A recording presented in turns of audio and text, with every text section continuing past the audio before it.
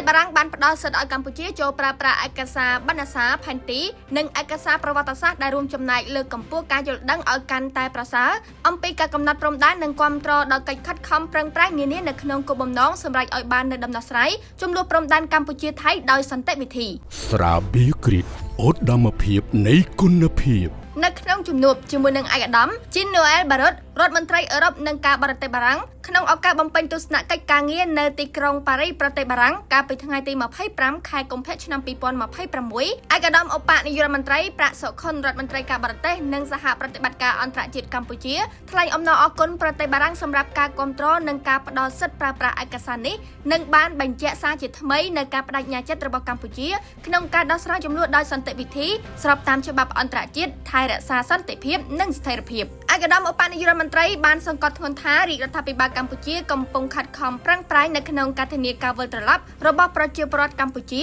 ទៅកាន់លំនៅឋានរៀងៗខ្លួនវិញដោយសុខសុវត្ថិភាពនិងសេចក្តីថ្លៃថ្នូរក្នុងឱកាសនៃជំនួបនេះដែរឯកឧត្តម Jean-Noël Barrotក៏បានបញ្ជាក់ការត្រៀមលក្ខណៈរួចជាស្រេចរបស់ប្រទេសបារាំងគាំទ្ររកគំនិតផ្ដួចផ្ដើមក្នុងគោលបំណងជំរុញដោះស្រាយចំនួនដោយសន្តិវិធីដោយអនុលោមតាមច្បាប់អន្តរជាតិគូបញ្ជាក់ថាកាលពីថ្ងៃទី4ខែកុម្ភៈឆ្នាំ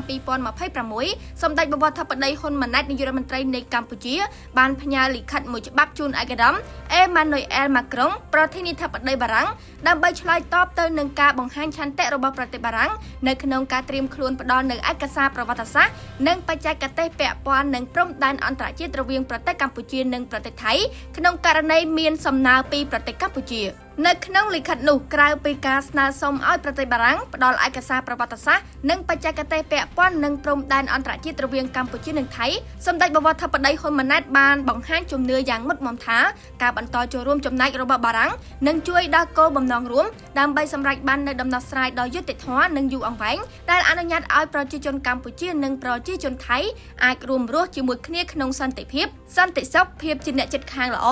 និងវិបុលភាពរួមទាំងសម្រាប់ប្រជាជនជំនាន់ក្រោយ